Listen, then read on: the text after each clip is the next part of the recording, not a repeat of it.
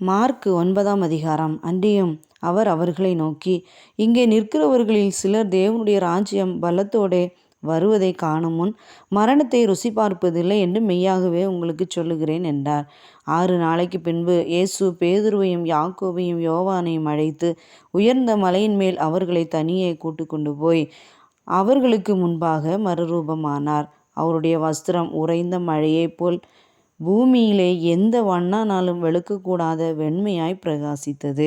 அப்பொழுது மோசேயும் எலியாவும் இயேசுவுடனே பேசுகிறவர்களாக அவர்களுக்கு காணப்பட்டார்கள். அப்பொழுது பேதுரு இயேசுவை நோக்கி, ரபி, நாம் இங்கே இருக்கிறது நல்லது. உமக்கு ஒரு கூடாரமும் மோசேக்கு ஒரு கூடாரமும் எலியாவுக்கு ஒரு கூடாரமுமாக 3 கூடாரங்களை போடுவோம் என்றான். அவர்கள் மிகவும் பயந்திருந்தபடியால் தான் பேசுகிறது இன்னதென்று அறியாமல் இப்படி சொன்னான். அப்பொழுது ஒரு மேகம் அவர்கள் மேல் நிழலிட்டது. இவர் என்னுடைய நேசகுமாரன், இவருக்கு செவி கொடுங்கள் என்று அந்த மேகத்திலிருந்து ஒரு சத்தம் உண்டாயிற்று. உடனே அவர்கள் சுற்றிலும் பார்த்தபோது இயேசு ஒருவரை தவிர வேறொருவரையும் காணவில்லை. அவர்கள் மலையிலிருந்து இறங்குகிற போது அவர் அவர்களை நோக்கி, மனுஷகுமாரன் மரித்தோரிலிருந்து எழுந்திருக்கும் வரைக்கும் நீங்கள் கண்டவைகளை ஒருவருக்கும் சொல்ல வேண்டாம் என்று கட்டளையிட்டார். மரித்தோரிலிருந்து எழுந்திருப்பது என்னவென்று அவர்கள் ஒருவரிடத்தில் ஒருவர் விசாரித்து அந்த வார்த்தையை தங்களுக்குள்ளே அடக்கி கொண்டு, எலியா முந்தி வரவேண்டும் என்று வேதபாரகர் சொல்லுகிறார்களே, அது எப்படி என்று அவரிடத்தில் கேட்டார்கள். அவர் பிரதியுத்தரமாக, எலியா முந்தி வந்து எல்லாவற்றையும் சீர்படுத்துவது மெய்தான். அல்லாமலும் மனுஷகுமாரன் பல பாடுகள் பட்டு அவமதிக்கப்படுவார் என்று அவரை குறித்து எழுதியிருக்கிறதே, அது எப்படி என்றார். ஆனாலும் எலியா வந்தாயிற்று. அவனை குறித்து எழுதியிருக்கிற பிரகாரம் தங்களுக்கு இஷ்டமானபடி அவனுக்கு செய்தார்கள் என்று உங்களுக்கு சொல்லுகிறேன் என்றார். பின்பு அவர் சீஷரிடத்தில் வந்தபோது அவர்களை சுற்றி திரளான ஜனங்கள் நிற்கிறதையும் அவர்களுடைய வேதபாரகர் தர்க்கிக்கிறதையும் கண்டார். ஜனங்கள் எல்லாரும் அவரை கண்டவுடனே மிகவும் ஆச்சரியப்பட்டு ஓடி வந்து அவருக்கு வந்தனம் செய்தார்கள். அவர் வேதபாரகரை நோக்கி, நீங்கள் இவர்களுடைய எண்ணத்தை குறித்து தர்க்கம் பண்ணுகிறீர்கள் என்று கேட்டார். அப்பொழுது ஜனக்கூட்டத்தில் ஒருவன் அவரை நோக்கி, போதகரே, ஊமையான ஒரு ஆவி பிடித்த என் மகனை உம்மிடத்தில் கொண்டு வந்தோம். அது அவனை எங்கே பிடித்தாலும் அங்கே அவனை அலக்களிக்கிறது. அப்பொழுது அவன் நுரை தள்ளி பல்லை கடித்து சோர்ந்து போகிறான். அதை துரத்தி விடும்படி உம்முடைய சீஷரிடத்தில் கேட்டேன், அவர்களால் கூடாமல் போயிற்று என்றான். அவர் பிரதியுத்தரமாக, விசுவாசமில்லாத சந்ததியே, எது வரைக்கும் நான் உங்களோடே இருப்பேன்? எது வரைக்கும் உங்களிடத்தில் பொறுமையாய் இருப்பேன்? அவனை என்னிடத்தில் கொண்டு வாருங்கள் என்றார். அவனை அவரிடத்தில் கொண்டு வந்தார்கள். அவரை கண்டவுடனே அந்த ஆவி அவனை அலக்களித்தது. அவன் தரையிலே விழுந்து நுரை தள்ளி புரண்டான். அவர் அவனுடைய தகப்பனை நோக்கி, இது இவனுக்கு உண்டாகி எவ்வளவு காலமாயிற்று என்று கேட்டார். அதற்கு அவன், சிறு வயது முதற்கொண்டே உண்டாயிருக்கிறது. இவனை கொல்லும்படிக்கு அது அநேக தரம் தீயிலும் தண்ணீரிலும் தள்ளிற்று. நீர் ஏதாகிலும் செய்யக்கூடுமானால் எங்கள் மேல் மனதுருகி எங்களுக்கு உதவி செய்ய வேண்டும் என்றான். இயேசு அவனை நோக்கி, நீ விசுவாசிக்க கூடுமானால் ஆகும். விசுவாசிக்கிறவனுக்கு எல்லாம் கூடும் என்றார். உடனே பிள்ளையின் தகப்பன், விசுவாசிக்கிறேன் ஆண்டவரே, என் அவிசுவாசம் நீங்கும்படி உதவி செய்யும் என்று கண்ணீரோடு சத்தமிட்டு சொன்னான்.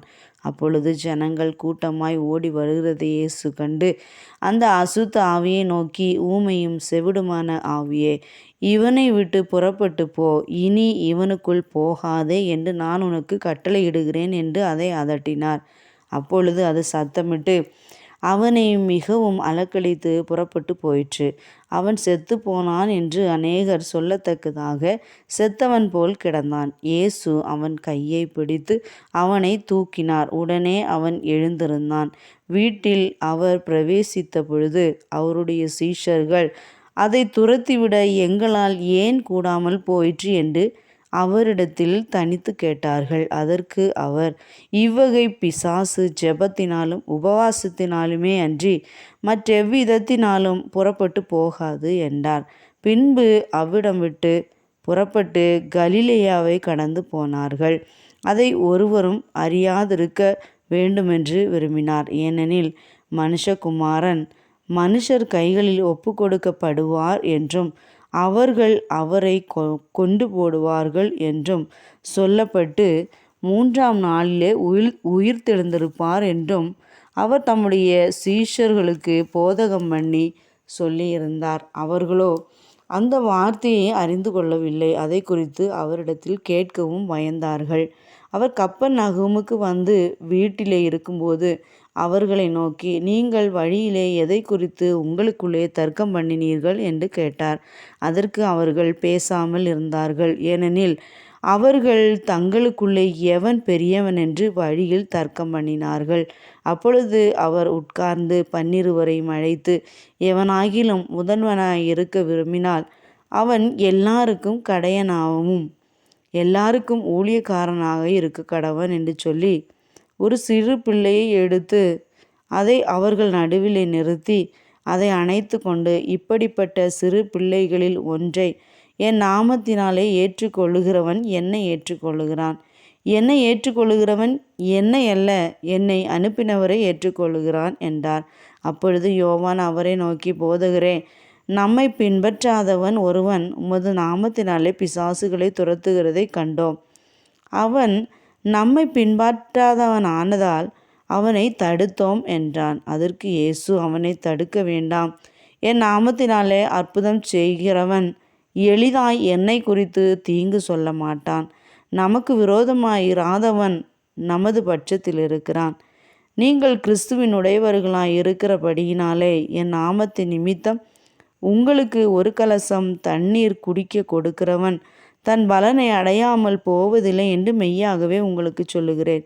என்னிடத்தில் விசுவாசமாய் இருக்கிற இந்த சிறியரில் ஒருவனுக்கு இடறல் உண்டாக்குகிறவன் எவனோ அவனுடைய கழுத்தில் ஏந்திர கல்லை கட்டி சமுத்திரத்தின் அவனை தள்ளிவிடுகிறது அவனுக்கு நலமாயிருக்கும். உன் கை உனக்கு இடறல் உண்டாக்கினால் அதை தரித்து போடு.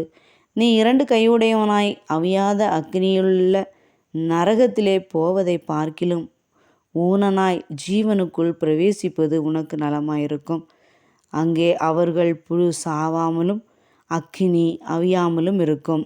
உன் கால் உனக்கு இடறல் உண்டாக்கினால் அதை தரித்து போடு. நீ 2 கால் உடையவனாய் அவியாத அக்கினியுள்ள நரகத்தில் தள்ளப்படுவதை பார்க்கிலும் சப்பானியாய் ஜீவனுக்குள் பிரவேசிப்பது உனக்கு நலமாயிருக்கும். அங்கே அவர்கள் புழு சாவாமலும் அக்கினி அவியாமலும் இருக்கும். உன் கண் உனக்கு இடறல் உண்டாக்கினால் அதை பிடுங்கி போடு. நீ 2 கண் உடையவனாய் நரக அக்கினியிலே தள்ளப்படுவதை பார்க்கிலும் ஒற்றை கண்ணனாய் தேவனுடைய ராஜ்யத்தில் பிரவேசிப்பது உனக்கு நலமாயிருக்கும். அங்கே அவர்கள் புழு சாவாமலும் அக்கினி அவியாமலும் இருக்கும். எந்த பலியும் உப்பினால் உப்பிடப்படுவது போல எந்த மனுஷனும் அக்கினியினால் உப்பிடப்படுவான். உப்பு நல்லதுதான். உப்பு சாரமற்று போனால் அதற்கு எதனாலே சாரம் உண்டாக்குவீர்கள்? உங்களுக்குள்ளே உப்புடையவர்களாயிருங்கள், ஒருவரோடொருவர் சமாதானம் உள்ளவர்களாயும் இருங்கள் என்றார்.